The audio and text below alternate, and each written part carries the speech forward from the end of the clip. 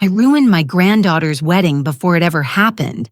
Not with gossip, not with drama, with one sentence I wasn't supposed to say out loud. Leora was standing in front of the mirror when it happened. Sunlight sliding across her shoulders, the dress hanging on her, like something that had always belonged to her.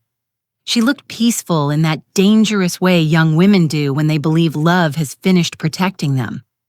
I was behind her fixing a seam that didn't need fixing, my hands moving out of habit while my chest tightened, for reasons I couldn't ignore.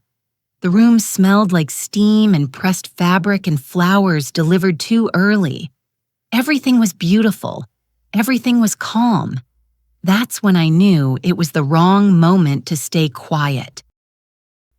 I'm Marlo Green, and I raised my granddaughter alone.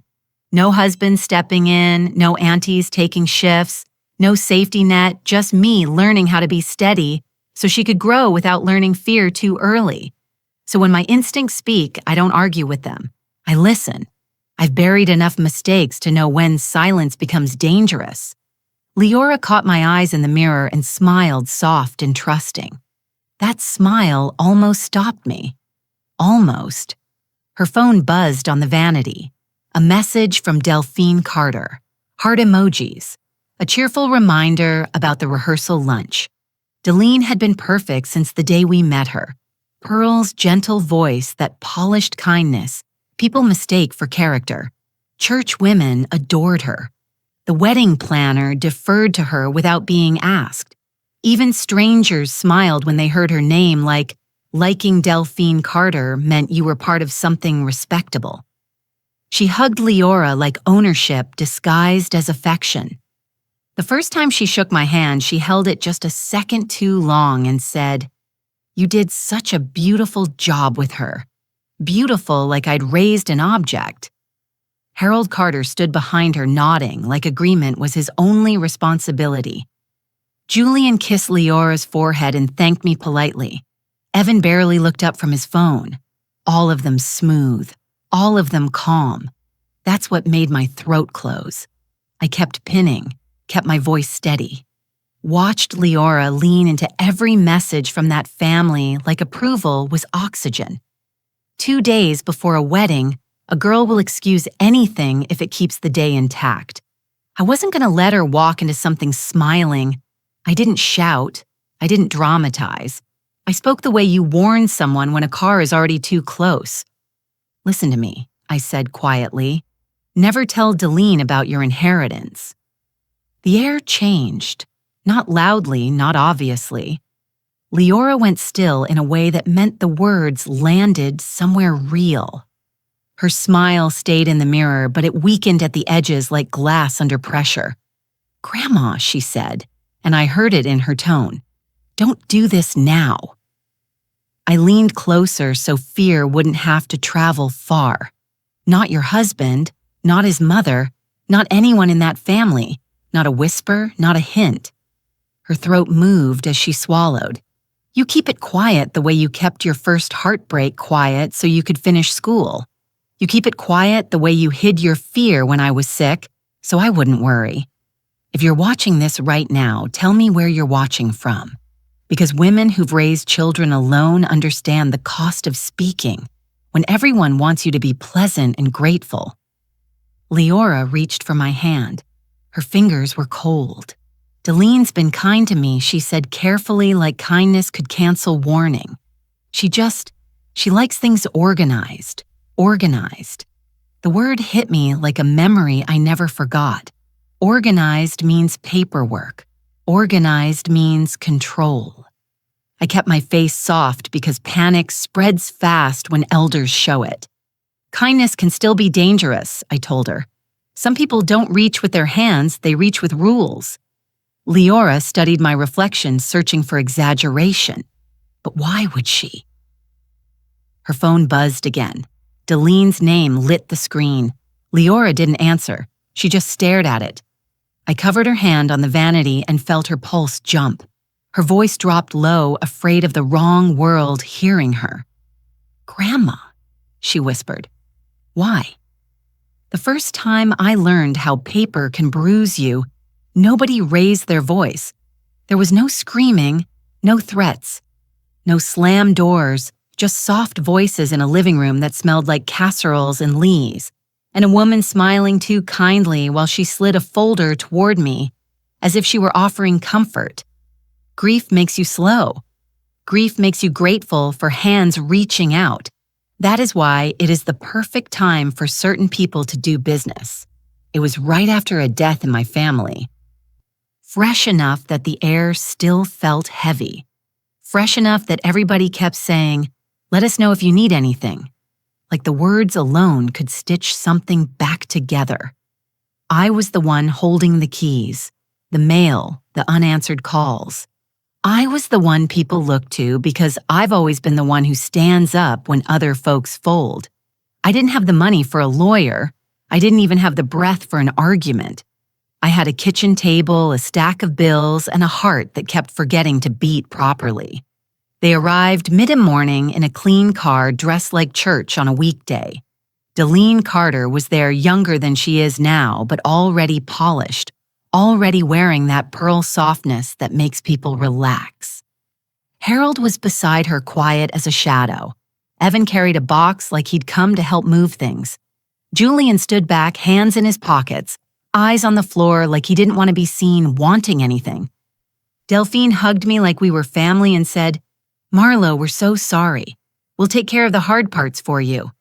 She said it with a tone that sounded like a blessing. She didn't ask permission to sit. She simply sat as if comfort made her welcome everywhere. Then she placed the folder down with both hands. Careful, respectful. "This is standard," she said. "It protects you. It protects the family. It keeps everything organized." Organized. That word again. She explained in calm, simple sentences that they'd brought papers to help manage things to avoid confusion, to make sure no one takes advantage. She spoke like she was saving me from wolves. I remember how badly I wanted to believe her. I remember nodding like a child being taught manners. She pointed to lines with a manicured nail and said, "You don't even need to read every page. It's just formalities. We'll walk you through it." The way she said formalities made my stomach tighten. But grief is strange. Grief makes you doubt your own instincts because everything inside you already feels wrong. I signed one page. I initialed another. I did it because she kept saying, "This is for your peace." I did it because Harold kept nodding slow and steady like a man confirming something respectable. I did it because Evan's eyes were on my hands, not my face. I did it because Julian offered me a glass of water like I was fragile, and he was kind. Then the air shifted just slightly when Delphine reached for the folder and tucked it back into her bag. Her smile didn't change, but the warmth behind it thinned. "Good," she said softly, and the word had weight. "Now we can move forward." Later weeks later, when I could finally stand the sound of my own thoughts, I took a copy of what I'd signed to a woman who works with trusts and deeds for a living.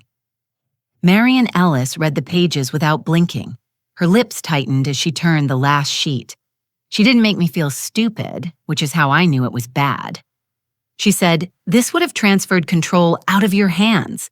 She said it plain. She said it like a doctor reading an X-ray. She showed me the paragraph where I'd agreed to temporary management that didn't have an end date. She showed me the language that sounded protective, but wasn't standard protective, organized formalities. That day, I learned something that never left me. People don't always steal with violence. Sometimes they steal by making you feel rude for asking questions. I spent months undoing what I'd signed. I spent nights staring at ceilings, wondering how close I came to losing everything I was trying to hold together. I didn't forget Delphine's words. I didn't forget the way she smiled while my pen moved. I didn't forget how safe she wanted me to feel. That memory is why 2 days before Leora's wedding, when I heard Delphine laugh lightly at the rehearsal lunch and tell the planner, "Don't worry, we like to keep things organized. It's standard in our family." Thou, my chest went cold and my hands went still. I didn't raise Leora in wealth. I raised her in carefulness, in making a dollar stretch, in keeping receipts and speaking softly around people who smile too wide. The kind of upbringing that teaches a child how to be grateful without being gullible. So when people hear 200 million, they picture champagne and cameras and a girl who grew up spoiled. That wasn't us. That number lived behind doors that stayed shut inside paperwork that didn't sit on kitchen counters wrapped in silence so tight it could have been stitched. The money didn't fall out of the sky, and it didn't come from a lottery.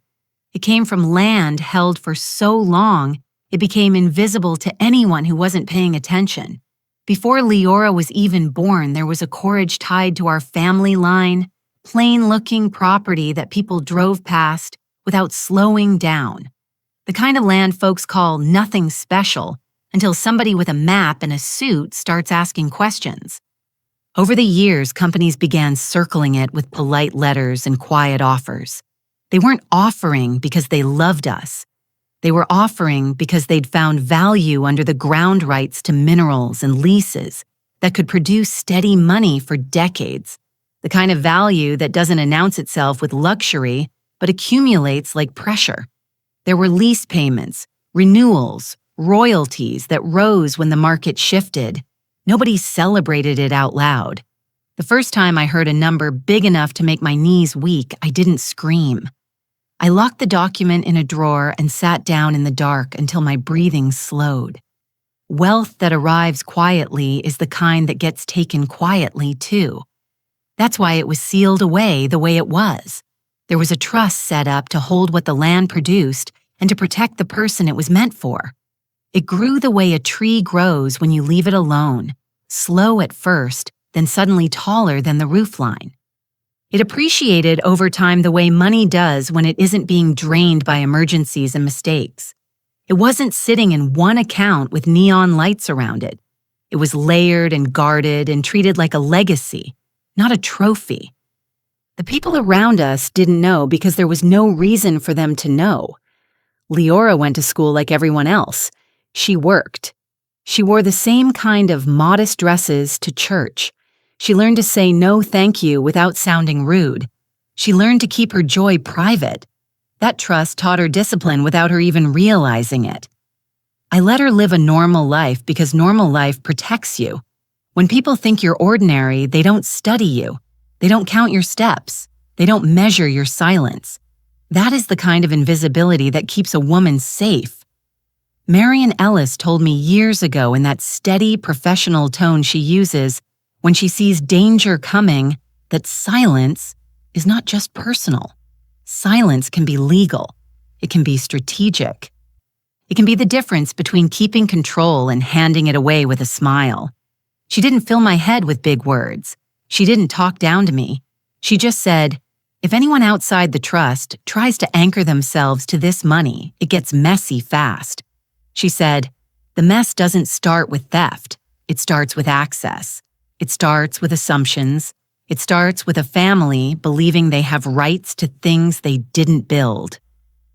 I watched Leora watched how love makes a young woman soften, how a wedding makes people believe everything will be clean and blessed and protected by good intentions. I watched how Delphine wrapped herself around Leora like a ribbon, and how that ribbon tightened when nobody was looking. And I knew deep down that the most dangerous part wasn't the money itself. It was the way marriage changes what people feel entitled to ask for. Marriage makes some people behave like a lock has clicked open even when it hasn't. It makes them believe your private business has become family. It makes them think they can invite themselves into rooms they've never earned. Leora sat on my couch that evening, the rehearsal lunch already behind us, her hair pinned up her face, tired in that quiet way brides get when everyone has been touching them all day. She leaned forward with her hands clasped and said, "Lo, so the inheritance is real. You weren't just warning me because you don't like her." I held her gaze and kept my voice even because the truth has to be steady to be heard. It's real, I said, and it's quiet on purpose. Her lips parted slightly like she wanted to say something, but didn't know which words would come out safe. I didn't give her time to dress it up as romance or ignore it as paranoia. I said it plain with the weight it deserved.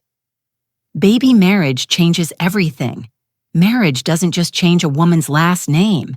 It changes how people look at her pockets. It changes what they feel brave enough to ask. It changes what they feel entitled to touch. I watched Leora sit there on my couch, hands folded in her lap like she was trying to keep her own nerves from spilling onto the floor. Outside, Seattle rain tapped the window in a steady rhythm, soft as a warning. Inside, the air felt tight, like the room itself was listening.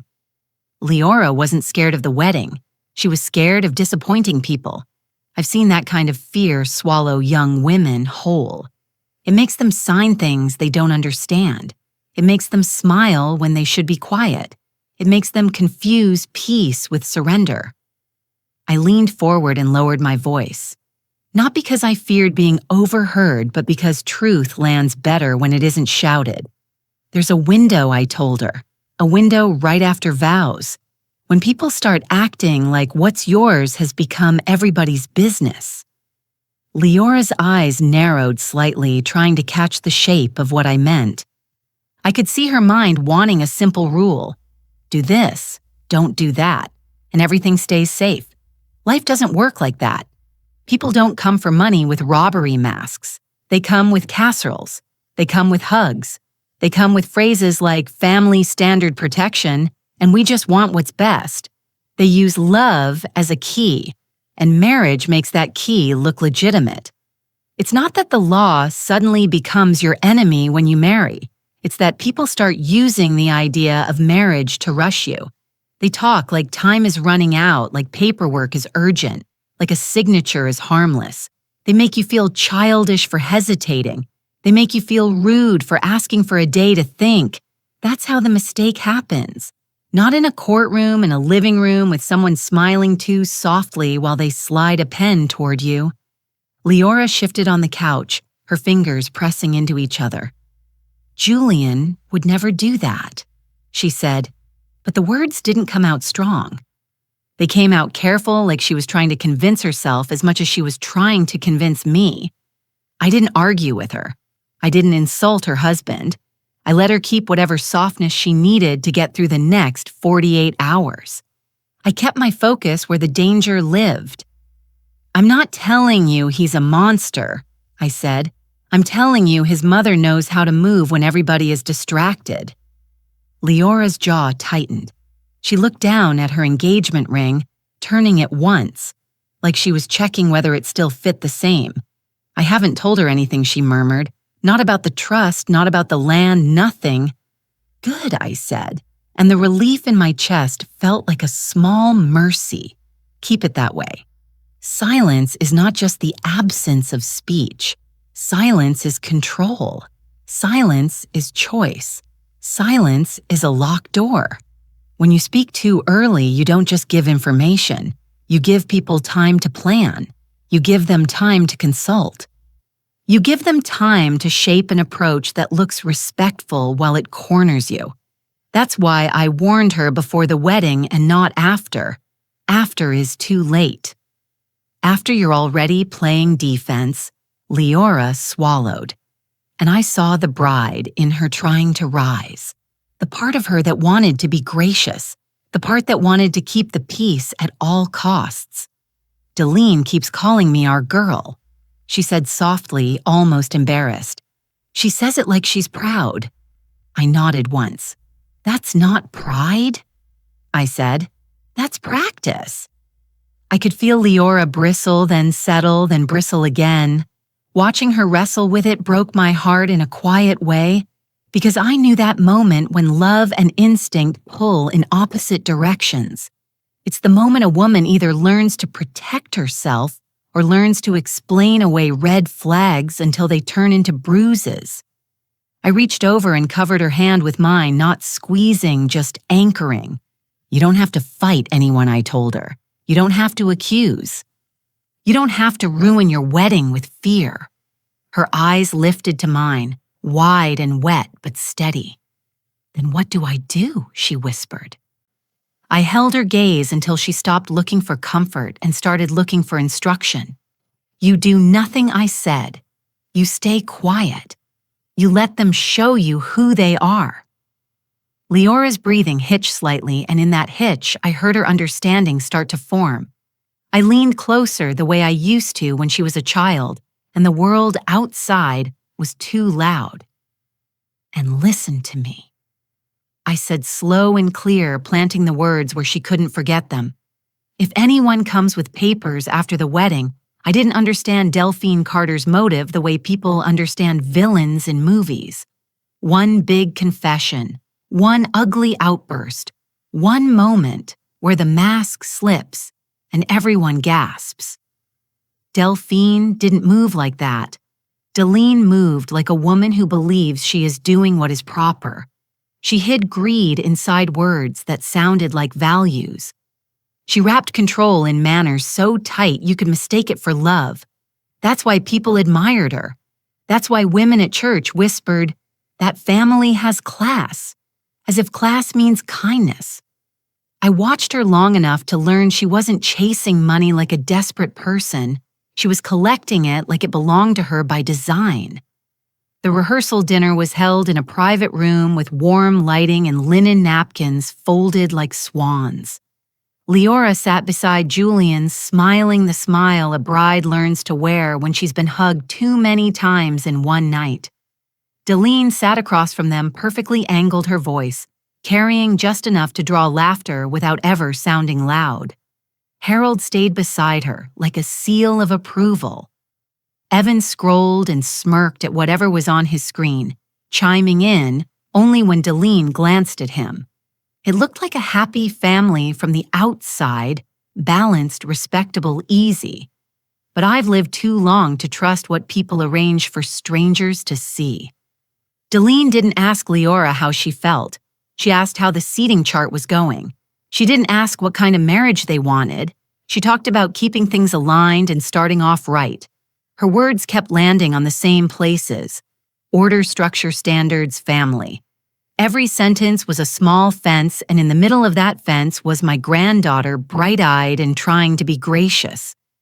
Delphine leaned forward at one point, her fork resting on the edge of her plate, like she was pausing to share wisdom. "Marriage is a joining," she said, smiling at the planner, then at Leora, then at me, as if including me made it kinder. Not just hearts, assets, responsibilities, everything. People forget that. We don't forget that in this family.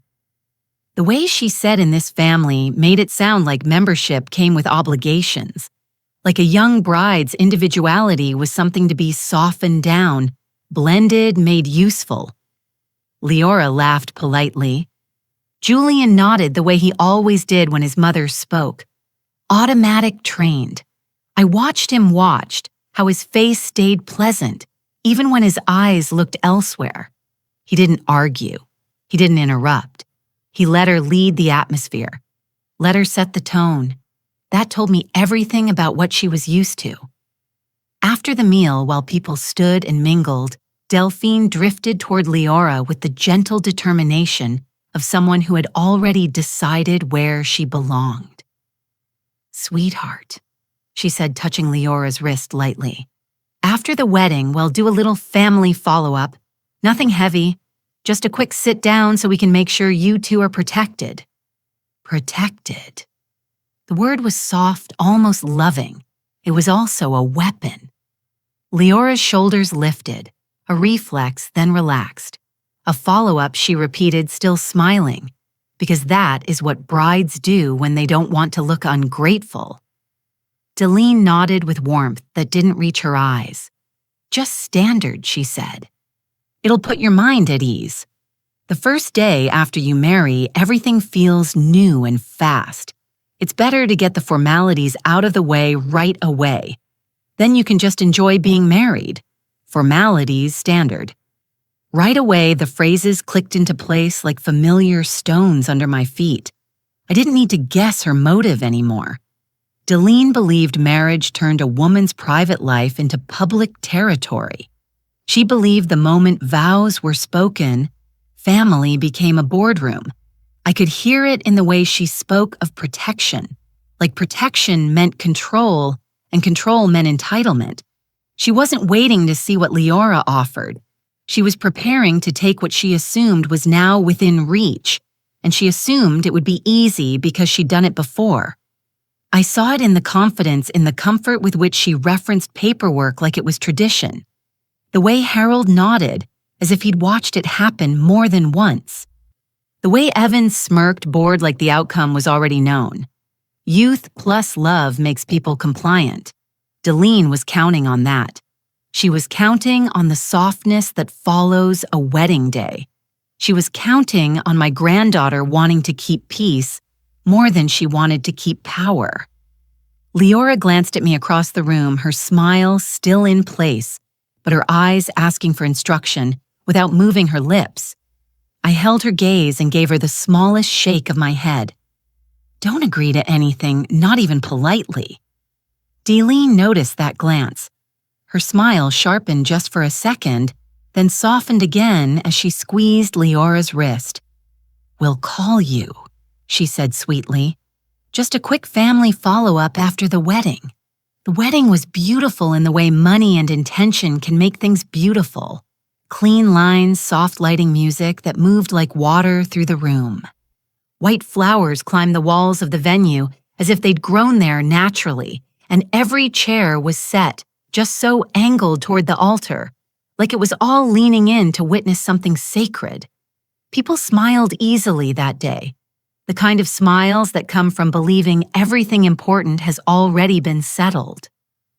Leora walked toward Julian with a calm grace that made my chest tighten, her dress moving around her like it knew how hard she'd worked to get here. I watched her face not for nerves, but for doubt. There was none, just trust. That's what love gives you on your wedding day, a soft place to stand. Delphine sat in the front row, hands folded, chin lifted, tears placed perfectly at the corners of her eyes. She dabbed them gently like she was performing grief for an audience that expected it. Harold leaned in and whispered something that made her smile without looking away from the aisle. Evan glanced around, already bored. Julian waited at the front, hands clasped, posture straight, looking like a man who'd been taught where to stand and when to nod. When Delphine reached out to straighten his jacket before the ceremony began, he let her. He always let her. That's what struck me most. Not cruelty, not force, just permission. The ceremony unfolded smoothly. Vows spoken clearly, promises made with steady voices. Applause followed like a wave, and for a moment even I felt the pull of it. The relief that comes when something you've been holding your breath over finally lands. Leora smiled at me as they turned to walk back down the aisle, her eyes shining, and I smiled back because I am her grandmother, and love doesn't disappear just because instinct whispers caution. The reception flowed the way these things always do. Laughter rose and fell. Glasses clinked. People hugged Leora like she belonged to them now, like marriage had made her communal property. Delphine moved through the room with ease, greeting guests, accepting compliments, narrating the family's happiness like a host who'd rehearsed her lines. She kept one hand on Julian's arm whenever she passed him, grounding him where she wanted him. He never pulled away. He never stepped ahead. When she spoke, he listened. When she laughed, he smiled. When she suggested something to the planner, he nodded without question. I watched all of it from the edge of the room, the way women my age learn to watch quietly without demanding attention. At one point, Delphine crossed toward the gift table, her purse tucked under her arm. It wasn't large, but it was structured heavier than it needed to be for lipstick and a phone. She set it down briefly to greet someone, and when she shifted it, the top gaped just enough for me to see inside. Not cash, not personal effects. Paper thick, neatly stacked edges aligned. A folder pressed flat against the side, the corner stiff and unmistakable. My heart didn't race. It slowed. This is what calm looks like when you've been warned before. when you recognize a pattern instead of reacting to it. Delphine closed the bag quickly and resumed smiling, but the weight of what I'd seen stayed with me. Across the room, Leora danced with Julian, her head resting against his shoulder, his hand firm at her back. They looked happy.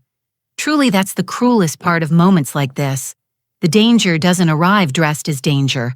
It arrives wrapped in celebration. Later, when speeches began, Delphine stood and lifted her glass, her voice warm and steady, as she spoke about family, about unity, about how marriage joins not just two people, but two legacies. The word legacy hung in the air a second longer than it needed to. Leora didn't notice. Julian squeezed his mother's hand, afterward gratitude written all over his face. He didn't look toward me once. As the night wound down, guests filtered out with hugs and laughter shoes in their hands, promises to call. The lights dimmed, the music softened. Leora hugged me tightly, whispering thank you into my shoulder, the scent of flowers and perfume clinging to her hair. Delphine watched us from across the room, her smile settled, satisfied.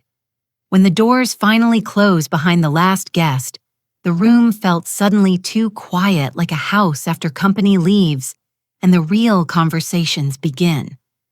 The morning after the wedding didn't feel like danger. It felt like leftovers and soft light, and a quiet kind of tiredness that sits behind your eyes after you've smiled for 12 hours straight. Leora and Julian had stayed in a downtown hotel suite for the night. Delphine's gift, of course, arranged with the same graceful control she used for everything. But Leora came by my place early still in that newlywed glow hair pulled into a loose knot, carrying her shoes in her hand like a girl again. She said she wanted breakfast with Grandma, just something small, before she went back to Julian for the brunch his family had planned. Planned. That word kept showing up in my mind like a light that wouldn't turn off. Leora sat at my kitchen table, sipping tea, eyes half-lidded with exhaustion. She looked peaceful. That peace is what made my stomach hurt, because peace is exactly what predators borrow when they want you to lower your guard. I watched her thumb the edge of her napkin, watched how she kept smiling even when her phone buzzed. Delphine again. Leora didn't answer. She let it ring out and said almost apologetic. She's excited. She was trying to be generous. Brides do that. They think if they keep being sweet, everybody will stay sweet back. I set a plate of eggs and toast in front of her and sat down across from her, careful with my own movements. I didn't want to scare her. I wanted to sharpen her. "You remember what I told you," I said quietly. Leora's smile stayed, but her eyes shifted. One of those small changes that means your body heard the warning even if your heart wants to ignore it. "I remember," she murmured. "I haven't said anything." "Good," I said again. That word tasted like relief and dread at the same time, because silence doesn't stop people from trying. Silence just makes them show their hand faster when they're desperate. I didn't have to guess why Delphine would move quickly. I'd watched women like her my whole life. They don't wait for permission when they believe they have a right. And marriage gives people like that a fresh excuse to rush you. In their minds, the first day after vows is when everything is easiest.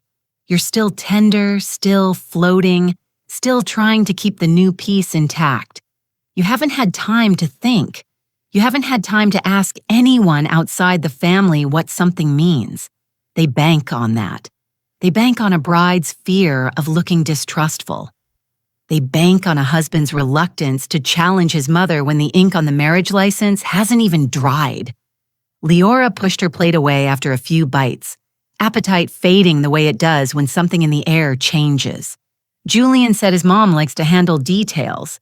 She said, repeating it like a compliment, then pausing as if the words sounded different out loud. She said she wants us to start off organized. Organized. I felt my jaw tighten just slightly. "Starting off organized," I repeated, keeping my voice neutral. The way you keep a knife hidden behind your back. That's what she said. Leora nodded. She said she doesn't want anything to be confusing later. Confusing later. Another phrase that always shows up right before someone tells you to sign something fast. I leaned back in my chair and let my gaze settle somewhere past Leora's shoulder because I didn't want her to see too much in my face. The truth is, I already knew the logic of what Delphine was planning, even if I didn't know the exact document yet. People like Delphine don't come with lawyers first. Lawyers invite questions. Lawyers create paper trails. That can be challenged. Lawyers make things formal in a way that gives the other side time to breathe. Delphine didn't want breathing room. She wanted speed. She wanted pressure without debate. That's why she would choose a notary. A notary doesn't sit down to explain. A notary shows up, smiles politely, checks an ID, and waits for signatures. The presence alone makes people feel like the decision has already been made. Like refusing would be childish or rude, like saying, "I need time," would be embarrassing. A notary is quick authority just enough to scare compliance, not enough to invite conversation. I had seen it before. People bring a notary the way they bring witnesses to make you feel outnumbered, to make you feel like the room agrees with them, to make your hesitation look like troublemaking. And the first 24 to 72 hours after marriage is when that trick works best, because a bride is still trying to prove she belongs. Leora's fingers tightened around her teacup. "Grandma," she said softly, voice smaller than it had been yesterday. "You think she's going to bring paperwork?" I met her eyes, then steady and calm. "I think she's going to bring something that looks harmless," I said. "And I think she's going to rush you." Leora swallowed. And for the first time since she walked in, she didn't look like a bride. She looked like a granddaughter again, young, trusting, trying to learn how to stand up without shaking. I reached across the table and covered her hand. "If anyone asks you to sign anything right now," I said slow and clear, "you don't sign, you don't explain, you don't argue. You just say you need time." She nodded, but her eyes were distant, like she could already feel the pressure coming. The kitchen clock ticked loud in the quiet. Outside, the hallway was still. Then sharp and sudden, the doorbell rang. The second I opened my door, I knew it wasn't a neighbor. It wasn't a delivery. It wasn't even family coming to coo over a newlywed the way people pretend to do when they want to feel close to happiness. It was a formation. Delphine stood in the front like she owned the hallway pearls, catching the light smile already fixed in place. Harold was beside her hands, clasped eyes calm. Evan leaned slightly back, phone in hand, watching like this was entertainment. Julian stood near the edge of them, not quite in front, not quite behind, dressed down now, but still neat, like he'd been told what to wear to look reasonable. And next to them was a man I had never seen before, holding a leather folder, like it carried scripture. His posture was polite. His face was neutral, the kind of neutral that pretends it's not participating in the harm. Delphine's gaze slid past me, straight to Leora behind my shoulder, as if my body was just an obstacle. "Good morning," she sang, warm and practiced. "We didn't want to bother you, but we were already nearby." Already nearby, people always say that when they don't want you to realize they planned it. Leora stepped up beside me, still holding her teacup like she'd forgotten to put it down. Her eyes went to the folder in the stranger's hands, then back to Delphine's smile. I felt her arm brush mine, the smallest tremor in her skin. Delphine opened her palms. "Sweetheart, this will take 5 minutes," she said, and the sweetness in her voice made my stomach tighten because it wasn't meant to comfort Leora. It was meant to calm the room. "This is just a formality." The man cleared his throat. Respectful. "Calvin H. Brooks," he said, offering a small professional nod. "I'm a notary." His voice carried that familiar tone of public service calm, certain unbothered. Delphine turned slightly toward him as if presenting him like a gift. "We use Mr. Brooks for family matters," she said. "He's very reliable." Reliable. Another word that lands like a pillow over your mouth. Harold gave a slow nod. Silent agreement. Julian didn't look at Leora. He looked at the wall across from my door like eye contact would make him responsible. Leora's fingers tightened around her cup. "What is this?" she asked quietly. Delphine laughed softly as if Leora had asked something cute. "Oh, honey," she said, stepping forward. The scent of her perfume hit first expensive clean. "Too close. It's post-marital protection routine. Every family has their way of starting off right. We just like to make sure our children are covered," she said. Our children and I watch Leora's face do that small thing where a young woman warms at the idea of belonging. Delphine knew exactly where to press.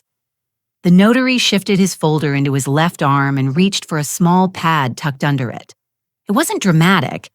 It was casual, like he'd done this 1,000 times in kitchens and living rooms, while people nodded and smiled through their own confusion.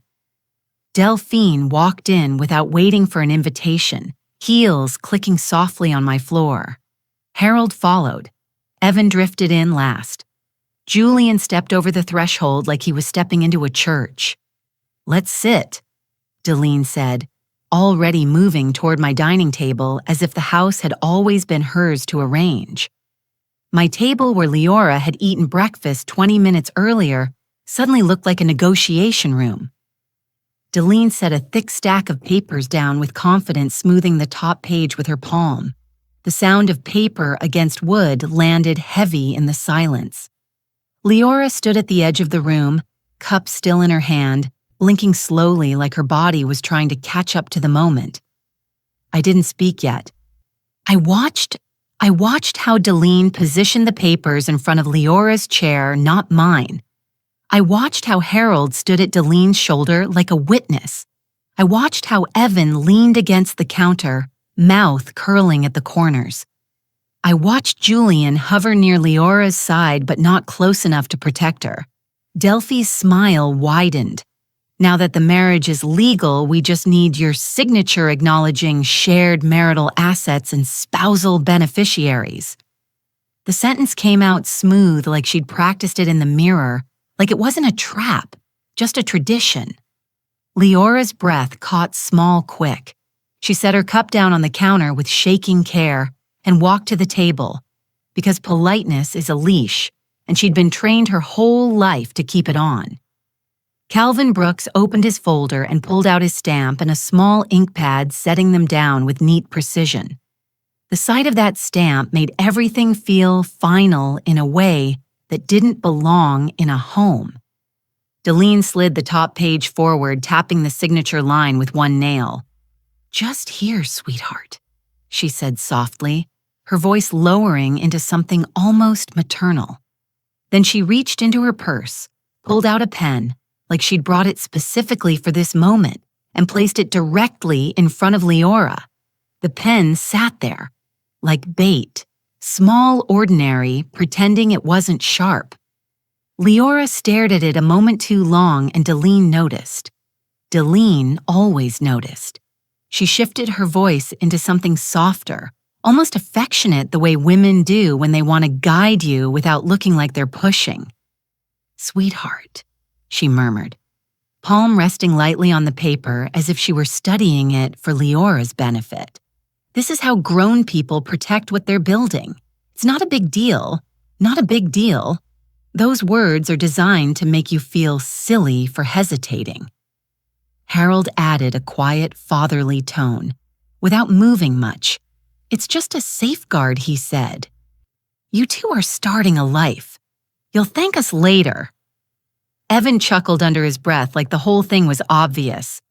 "Everybody does this," he said, tapping his phone screen once and sliding it back into his pocket. "It's standard. Standard." The word floated through my dining room like smoke. Leora's throat bobbed as she swallowed. She didn't reach for the pen. She didn't push it away either. She looked at Julian, her husband now, waiting for his eyes to meet hers, waiting for him to say something that would let her breathe. Julian's gaze flicked down to the paper and then away again, landing somewhere near the corner of the room, as if the wall might save him from choosing sides. His hands were clasped in front of him, fingers interlaced tight, his jaw working slowly, like he was chewing on something he couldn't swallow. Delphine glanced at him and he nodded small, automatic. That nod was louder than any words he could have spoken. Leora's shoulders lifted slightly, then settled, as if her body had just accepted a new truth without wanting to. Delphine seized that moment. She leaned forward with the gentle authority of a woman used to being obeyed. "It's just paperwork," she said. "You're not giving anything away. You're simply acknowledging what marriage already means." She said, "already means," like the meaning had been decided by someone older, someone wiser, someone who didn't need permission.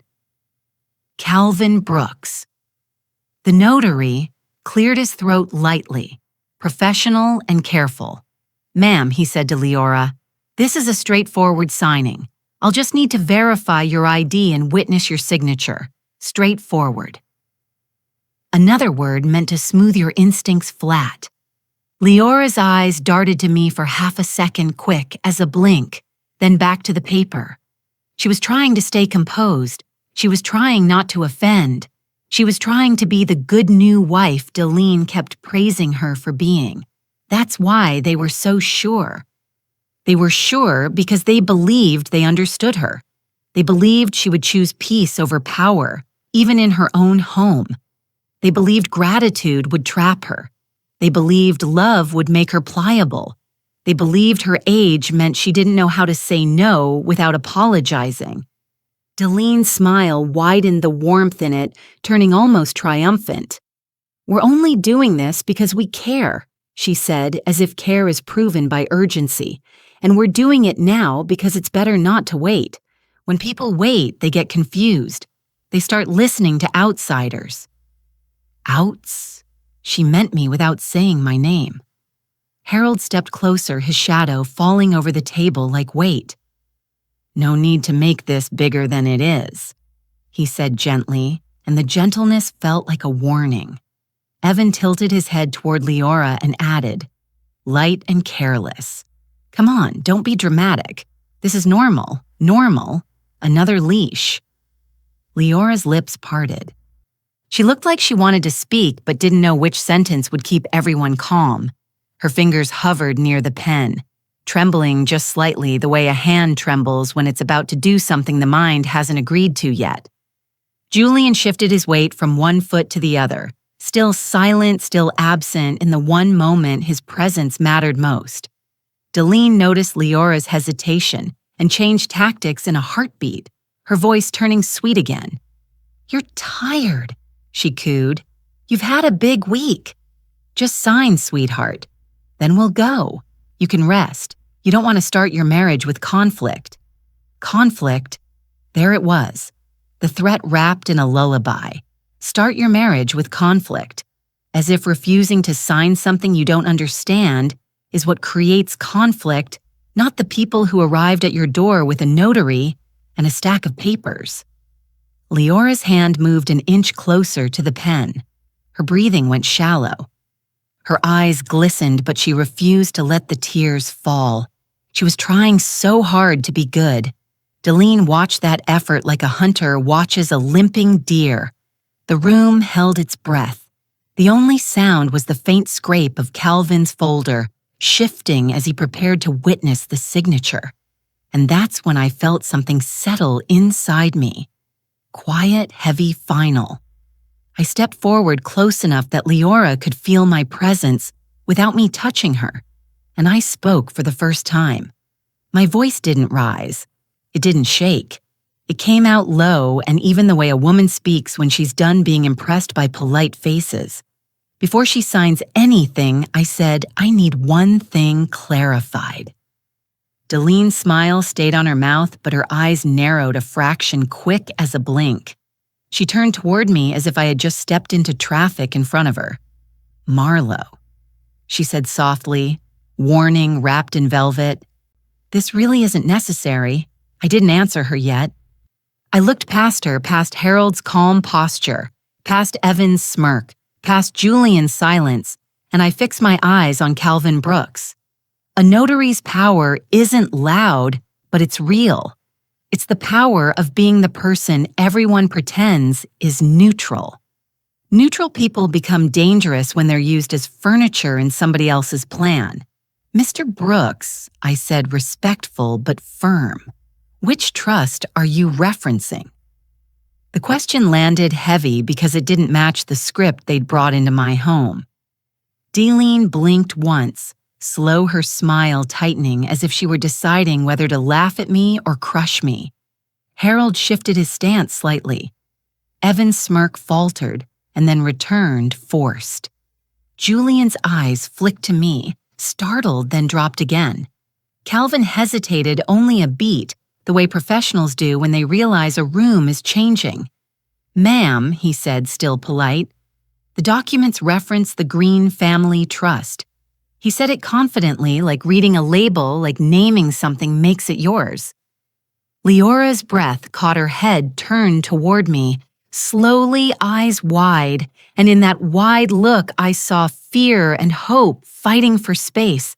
Delphine's chin lifted. "Exactly," she said a touch sharper now. "We're simply ensuring everything is acknowledged properly. This is all very standard." Standard.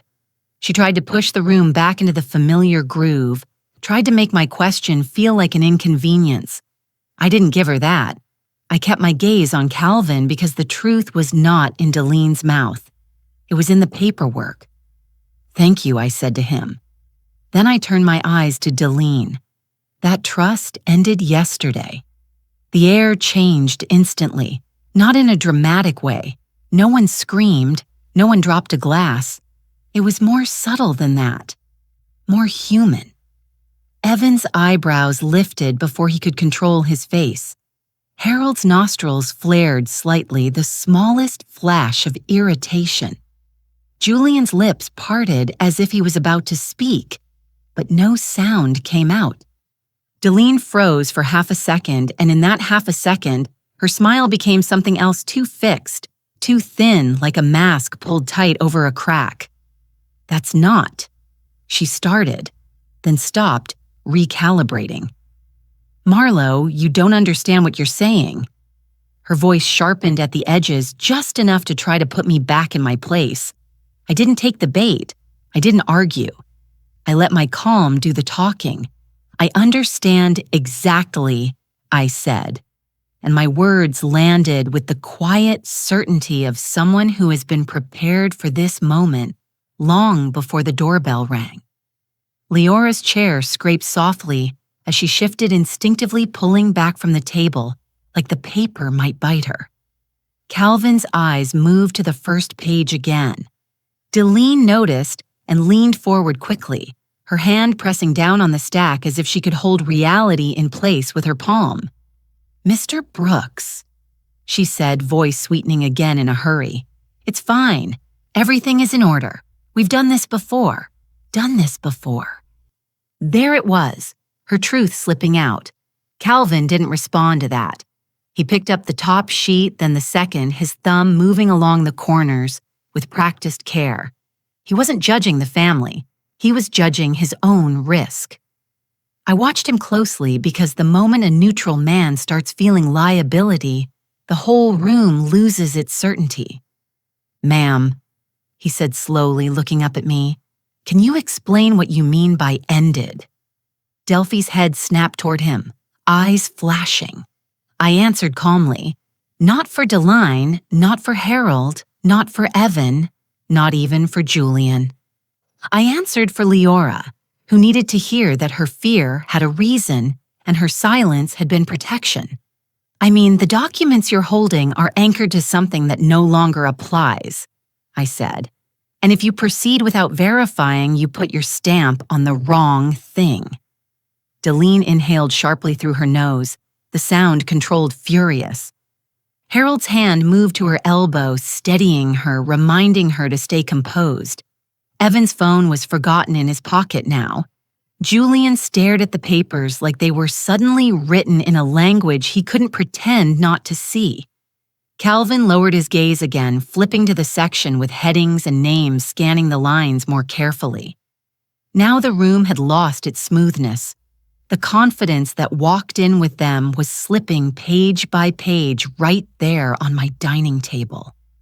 Calvin's brow furrowed slightly. He turned back to the first page, then to the second, again slower this time, and began to reread. The room stayed quiet while Calvin Brooks reread the pages, the silence thick enough to feel like pressure on my ears. He didn't rush this time. He slowed down the way people do when they realize their first confidence might cost them later. His finger traced a line, then paused. He flipped a page back then, forward again. The sound of paper turning felt louder than it should have been, like it was echoing off everyone's nerves. Delphine shifted beside the table, her heel tapping once before she caught herself. Harold leaned in slightly, trying to read over Calvin's shoulder without looking like he was trying. Evan crossed his arms, the smirk gone, now replaced by impatience. Julian stood frozen eyes fixed on the folder, like it might explain something he hadn't bothered to understand before today. Leora hadn't moved at all. She stood with her hands clasped in front of her knuckles, pale, breathing, shallow but steady. She was listening. That mattered. Calvin cleared his throat. "There's a section here," he said, carefully tapping the page that references a successor structure activated upon marriage. Deli's lips parted, then pressed together again. "Yes," she said quickly. "That's standard." She leaned forward. "Too fast, it just means things are updated." Calvin didn't look at her. He kept reading. "It appears," he continued, voice still professional but no longer casual, "that upon marriage the original trust dissolves and a new trust takes effect." Leora's head tilted slightly, as if her body understood before her mind did. I watched Delphine's shoulders tighten under her jacket. "Dissolves." Harold repeated, quiet but sharp. Calvin nodded once. "That's the language used here." He glanced up briefly, then back down. "The new trust is more restrictive." Restrictive. That word landed hard. Delphine let out a small laugh that sounded wrong in the room. Restrictive. "How?" she asked, sweetness strained. Calvin turned another page. "It explicitly limits beneficiaries." He paused, reading silently for a moment longer than necessary. The delay was deliberate. When he spoke again, his voice had changed. "Spouses are excluded. In-laws are excluded." The air left Delphine's chest in a controlled exhale she didn't mean to make. Harold straightened fully now, irritation creeping into his posture. Evan's arms dropped to his sides. Julian finally looked at Leora, his face pale confusion written all over him. Leora didn't look back. She was staring at Calvin, absorbing each word like it was anchoring her. Delphine tried to recover. "That can't be right," she said firmly. "We were told." She stopped herself, eyes flicking to me, then back to Calvin. "This is just an acknowledgement. No one is taking anything." Calvin adjusted his glasses. "There's also a clause regarding coercion," he said, quieter now. The room leaned in without meaning to. It states that any attempt to compel pressure or rush the beneficiary into altering, acknowledging, or assigning interests triggers an immediate forfeit of any future claims. Leora inhaled sharply. A sound caught between shock and relief. Julian took a half step toward her, then stopped, as if unsure whether he was allowed to cross that space anymore. Delphine's face hardened. "Forfeiter," she repeated the word, scraping her throat. Calvin nodded again. "Yes, ma'am." He looked up fully now, meeting her eyes for the first time, which means that proceeding without proper verification could expose all parties involved. He didn't say consequences. He didn't need to. The room felt suddenly smaller, the walls closer, the table heavier with paper that no longer belonged to Delphine's confidence. I watched her carefully. This was the moment people reveal who they are when politeness stops working. Her smile didn't return. Instead, she pressed her lips together and looked at Leora, her gaze sharp, searching for weakness. "You knew about this," she said, accusation thinly veiled. Leora didn't answer her. She didn't have to. The truth was sitting right there in black ink. Harold muttered something under his breath. Evan stepped back toward the door, instinctively distancing himself from whatever this had become. Julian opened his mouth, then closed it again, finally understanding that silence had been a choice, and choices have consequences. Calvin stacked the pages, neatly aligning the corners with deliberate care. He slid the pen back toward his folder instead of toward Leora. Then, with a calm that carried finality, he closed the folder and snapped it shut. Calvin Brooks didn't slam the folder. He didn't stand up in anger. He didn't raise his voice or accuse anyone of anything. He simply closed his work the way a man closes a door when he senses smoke. Quietly, carefully, completely.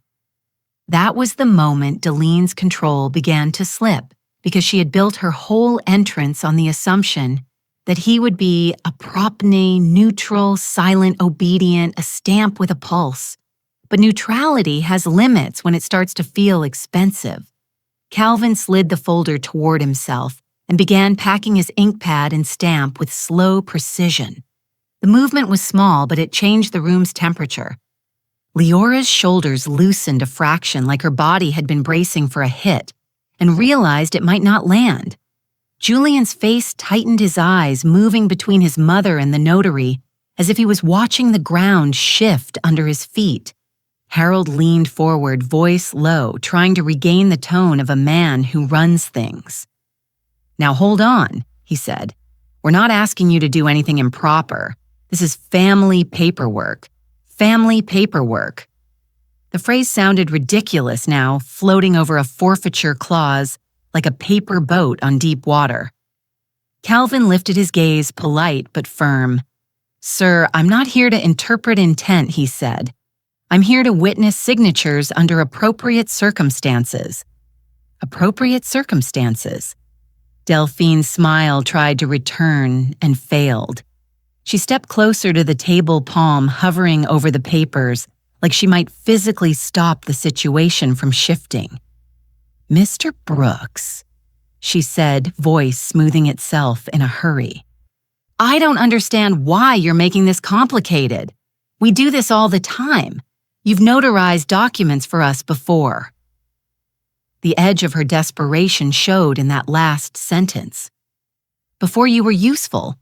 Before you didn't question. Before you played your role." Calvin didn't flinch at her tone. He only glanced down at the page again, then up at Leora, then back to Delphine. His choice wasn't emotional, it was practical. "Ma'am," he said, "the document references a trust structure that appears to have changed, and there is language here regarding coercion and forfeit. If I witness signatures under pressure, I place myself at risk. At risk." That was the real truth, not morality, not loyalty, liability. Delphine's nostrils flared, her face tightening as she tried to keep her anger from showing. "Pressure," she repeated with a laugh that didn't sound like laughter. "No one is pressuring her." Evan made a short sound in his throat, a dismissive scoff meant to signal agreement, but he didn't step forward. He didn't back her up with anything real.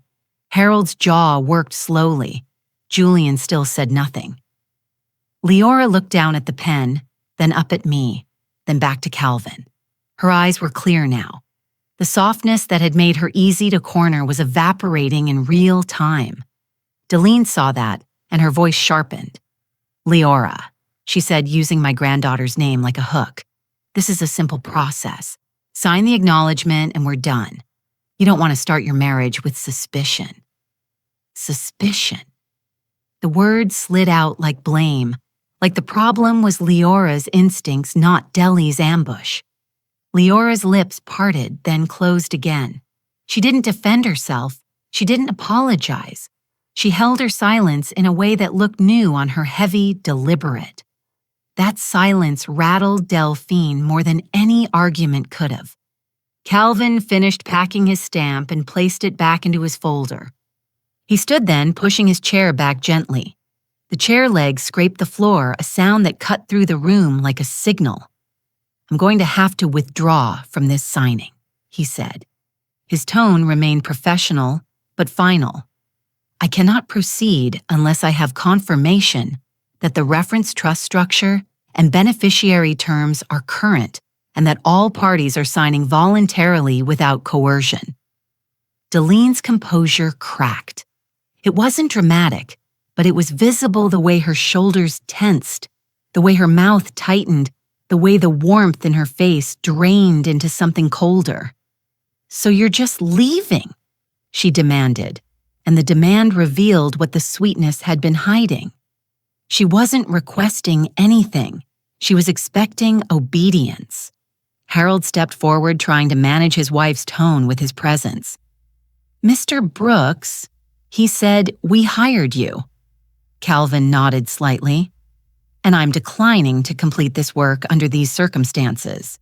He replied, "I'll refund any fee already paid." That last line landed like a slap because it wasn't just refusal, it was rejection. He was refusing their authority. Deline's eyes flashed. She turned sharply toward Julian. "Say something," she hissed. Too low for a stranger to catch, but too sharp for a wife not to feel. Julian's throat moved. He looked at Leora like he wanted her to save him. Leora didn't move. She just stood there, quiet, watching the man who'd been brought to force her comply, choose himself instead. Deline turned back to Calvin, her voice rising, the politeness finally dropping off. "What does this mean for us?" Deline's question hung in the air like a demand for mercy. But Calvin Brooks didn't give her comfort. He gave her boundaries. "It means I'm not proceeding," he said, calm as a closed gate. "If you have questions about what the document means for you, you'll need to speak with counsel." He didn't say lawyer. He didn't have to. The word counsel landed like a cold cloth on a fever. Deline's mouth opened, then shut. Harold's hand tightened around the back of a chair. Evan shifted again toward the doorway as if his body knew the safest place in a collapsing room is near an exit. Julian looked like a man waking up inside a mess he didn't build, but didn't stop. Leora stood very still, eyes fixed on Deline, now studying her the way you study an animal that has just bared its teeth. Calvin picked up his folder and stepped back toward the door. He nodded once at Leora, then at me. Not solidarity, professional courtesy, but it felt like protection anyway, because he was leaving with his stamp. And without that stamp, Delphine's little performance didn't have teeth. Deline followed him 2 steps, anger and panic battling in her posture. "You can't just walk out," she snapped, and then softened quickly, voice slipping back into sweetness like she was pulling on a coat. "Mr. Brooks, please. We're just trying to protect them." Calvin didn't stop. He opened my front door and stepped into the hallway. The click of the latch as it closed behind him was quiet, but it cut the room in half. For a heartbeat, no one spoke. Deline turned slowly, the way people turn when they're about to pretend nothing happened. Her smile tried to come back. It couldn't find its place. "Well," she said, forcing a light tone that didn't match her eyes. That was inconvenient. Harold gave a short laugh, sharp and humorless. Evan muttered, "Waste of time." As if time was the only thing they'd risked. Julian stepped toward Leora at last, reaching for her hand, like a man trying to restore normal. Leora didn't take it. The rejection was so simple it made my throat tighten. Julian's hand hung in the air for a second too long before he let it drop. Deline's gaze cut to Leora. "Sweetheart," she said, voice turning syrupy again. "Don't let that man's nervousness scare you. We can finish this later. It's still the right thing to do." Later. That word was supposed to soothe. It only confirmed what I already knew. She wasn't done. She had simply lost the tool she'd brought to force compliance. I watched Leora's face. The softness was gone now. In its place was something new. Quiet calculation. The first layer of steel that forms when a woman realizes she's been handled. Leora walked to the table and picked up the stack of papers with both hands. Delphine's eyes widened. "Careful," she said quickly. "Those are important." Leora didn't look at her. She flipped to the section Calvin had been reading, scanning with the focus of someone who suddenly understands that words can be weapons. Her lips moved silently as she read. Then she turned the pages again, quicker now, and stopped at a paragraph that made her eyebrows lift. I saw her breath hitch, not panic. Recognition.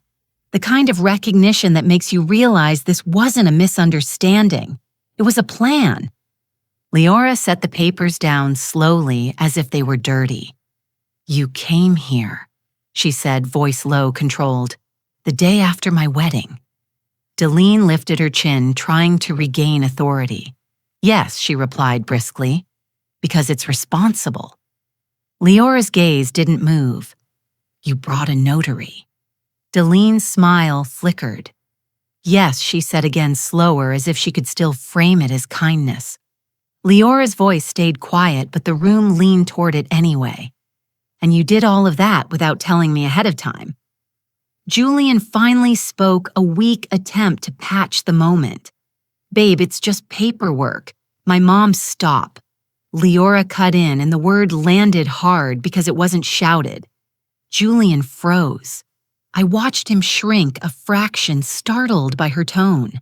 Delphine's eyes flashed at Julian like, "How dare you let her speak to you like that?" Leora turned her gaze to him, and when she spoke again, her voice shook just slightly, not from fear, but from a grief she hadn't expected to feel this soon. "You stood there," she said, "and you let them corner me." Julian's mouth opened. Nothing came out. My granddaughter reached into her pocket and pulled out her phone. She didn't dial anyone. She didn't announce anything. She simply unlocked it and stared at the screen for a long second, thumb hovering. Delphine's posture stiffened, her instinct sensing danger. "What are you doing?" she demanded. Leora looked up at me then. Not at Delphine, not at Harold, not at Evan, and definitely not at her husband. Her eyes were wet but clear. "Grandma," she whispered, voice breaking in one small place. What if I married into the wrong family? I didn't answer Leora in front of them. Not Delphine with her tight mouth and hungry eyes. Not Harold standing stiff like a man who didn't know whether to threaten or retreat. Not Evan hovering near my doorway like a boy caught stealing. Not Julian, pale and silent, looking at his wife like he just realized she was a person and not a role. In front of people like that, words become tools. They twist. So I move my body instead. I stepped between Leora and that table, picked up the stack of papers with 2 fingers, like something contaminated, and slid them back toward Delphine without ceremony. Then I nodded toward my hallway. "Leora," I said quietly, "come with me." My granddaughter hesitated only a second. That second told me she was already changing.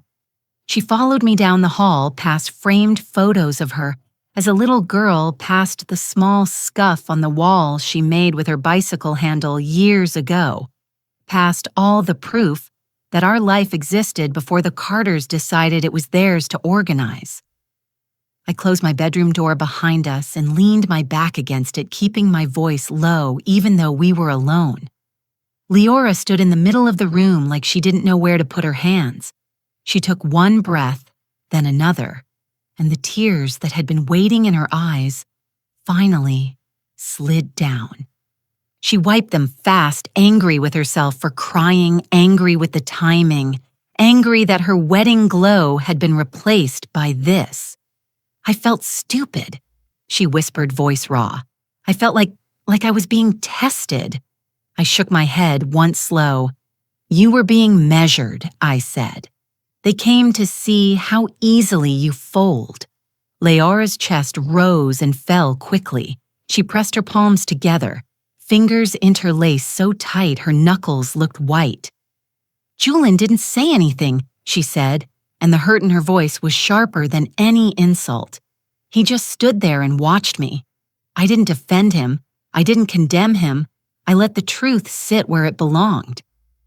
People show you who they are when their comfort is threatened, I said softly. Leora's eyes closed briefly like she was replaying the moment. The pen, the paper, Delphine's voice telling her conflict was the problem. When she opened her eyes again, they were clearer, still wet, but focused. Grandma, she said, swallowing hard. If I had told her if I had mentioned the inheritance just once, would she have come differently? That was the question underneath everything. Not just what happened today, the shape of what could have happened, the danger she avoided without knowing the full size of it. I walked to my dresser and pulled open the bottom drawer where I keep things I don't want laying around. I didn't pull out documents. I didn't pull out numbers. I pulled out something simpler, an old envelope thick with copies and notes from the time Delphine tried to help years ago. Leora watched it like it was a snake. This is why I warned you, I said, setting it on the bed between us. Because people like her don't wait for invitations once they have information. They don't need your consent when they believe the situation entitles them. Leora stared at the envelope, breathing slowly now like her body was trying to settle into a new reality. So if I told her, she whispered again, the words cracking at the end. I stepped closer, close enough that she could see I wasn't guessing. I wasn't dramatizing. I wasn't trying to scare her for control. I was trying to tell her the truth with the tenderness it deserved. You wouldn't be sitting here, I said. I let the sentence hang not as a threat, but as a fact. Leora's lips parted, her eyes widening slightly, as if a door in her mind had opened and she could see through it. Now lawsuits, pressure, manipulation framed as love. Her husband caught between loyalty and convenience, her being urged to do the right thing until she couldn't tell right from surrender. Her shoulders sagged, not in defeat, but in grief. They would have swallowed me, she murmured. I nodded. They would have tried, I said, and they would have used your kindness to do it. Leora sat down on the edge of my bed, hands trembling. I don't know what to do now, she said. And there it was, the real fear. Not the inheritance, not the papers, the marriage, the picture she had painted in her mind that now had cracks running through it. I married him yesterday, she whispered, and today his mother came to my grandmother's house with a notary. She said it like she couldn't believe she was repeating her own life. I sat beside her, not touching her, yet letting her sit inside the truth long enough to own it. You don't have to decide out of panic, I said, but you do have to decide. Leora's jaw tightened. She wiped her cheeks again, slower this time, and when she lifted her head, there was something hard in her eyes that hadn't been there before. I need to go back out there, she said, voice steadier, and I need to say something. When we walked back into the living room, nothing looked the same, even though every object was still in its place. Delphine stood near my dining table with her purse clutched tight under her arm. The papers stacked in front of her like a claim she was refusing to release. Harold hovered close, jaw set. Evan had shifted fully toward the door, half-turned ready to leave and pretend he'd never been here. Julian stood between them and Leora, but not like a shield, more like a man caught in the middle of two worlds, unsure which one would keep him safe. Leora stepped past me without hesitation. Her shoulders squared, her face still damp from tears, but her eyes clear and steady. She didn't look at the papers first. She looked at her husband, Julian. She said quietly, not angry, not pleading, just calling him into the moment he'd tried to avoid. Julian swallowed. Leah, he started, but his voice fell apart halfway through because there was nothing soft enough to fix what he'd allowed. Delphine cut in fast, her composure snapping back into place like a practiced act. "Sweetheart," she said, "we don't have to do this here. You're emotional. We'll talk later." Leora lifted her hand palm outward, a small gesture that stopped Delphine mid-sentence. The silence that followed was loud. Delphine stared at her, offended in a way only entitled people get offended that someone younger had dared to set a boundary. Leora didn't flinch. "No," she said simply. "You came to Grandma's home. You brought a notary to her dining table. So we're finishing this here." Harold shifted his voice low in warning. "Now listen." Leora turned her gaze to him, calm and unafraid. "I am listening," she said. "That's the problem, I listened." Evan scoffed once, trying to lighten it. "This is being blown out of proportion." Leora didn't even look at him. "You were ready to watch me sign something I hadn't read," she replied, still calm. "So don't talk to me about proportion." Julian's face tightened, shame creeping up his neck. He stepped forward slightly, finally trying. "Babe, my mom thought." She didn't think Leora cut in, and this time her voice sharpened just enough to draw blood. She planned. Delphine's smile returned small and cold. "You're accusing me of protecting you." She asked the word smooth, but the tone cruel. Leora nodded once. "Yes," she said, "because protection doesn't show up unannounced with a notary." That sentence landed like a door slamming in Delphine's face. Harold's lips pressed together. Evan's eyes darted, searching for an exit that didn't look like retreat. Julian's shoulders sagged as if he was finally feeling the weight of what silence costs. Delphine leaned forward, voice lowering into something sharper, less polished. "You're a Carter now," she said, as if the name itself was a leash. "You don't get to treat this family like strangers." Leora's gaze didn't move. "I'm not treating you like strangers," she replied. "I'm treating you like people who showed me who they are." Delphine's eyes flashed. "So what, you're going to embarrass your husband on day one?" Leora's chin lifted. "You embarrassed him when you trained him to stand silent," she said, and Julian flinched like she'd slapped him without raising a hand. I watched my granddaughter in that moment and felt something inside me settle, a quiet, final relief. Not because she was winning a fight, because she was choosing herself. Leora reached into her pocket and pulled out her phone. Delphine stiffened instantly. "Put that away," she snapped. "This is private." Leora didn't press record. She didn't call the police. She didn't do anything dramatic. She simply opened her messages and typed one sentence with steady hands, then turned the screen toward Delphine so she could see she wasn't bluffing. "I've contacted Marion Ellis," Leora said quietly. "The trustee will be notified of today's attempt." Harold's face went hard. Evan swore under his breath. Julian stared at the phone like it was a weapon. Delphine's composure cracked again, not into panic this time, but into something colder, calculation. "You wouldn't," she said, voice low. "You'll hurt your own husband." Leora's eyes held hers. "You already tried to," she replied. Then she stepped closer to the table, picked up the stack of papers, and slid them toward Delphine with 2 fingers. "Take your formalities and leave," she said. "You don't get another visit." Delphine's breath shook once controlled. She snatched the papers, shoved them into her bag, and turned toward Julian. "Come," she ordered. Julian hesitated. For the first time, he didn't move instantly. His eyes met Leora's, pleading. Leora didn't soften. She didn't harden either. She just stood there waiting for him to choose. Julian swallowed, then stepped backward, not toward his mother, but toward the door. I need time, he murmured, voice small. Delphine's head snapped toward him. Time, she hissed. After everything we've done? Julian's shoulders stiffened. I saw what you did, he said, barely audible. Harold's eyes widened. Evan looked away. Delphine's face twisted with rage she couldn't fully show in my home. She spun toward the door, Harold and Evan following, and left without another word.